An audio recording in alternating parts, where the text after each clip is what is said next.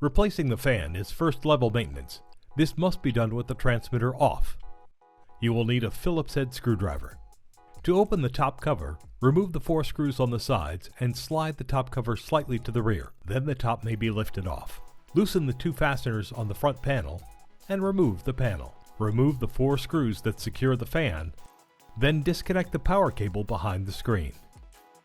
You can then remove the fan module by pulling it straight out of the chassis, taking care to note the position of the power cable. Install the new fan, ensuring that the wires are in the correct position to fit in the notch on the chassis. Align the holes for the screws and push the fan into the empty space. Reconnect the cable. Be careful, it's polarized, connected in one direction only. Once the cable is connected and the block is in place, tighten the 4 screws. Replace the front panel and check if the fan starts when the power goes on. Then replace the top cover.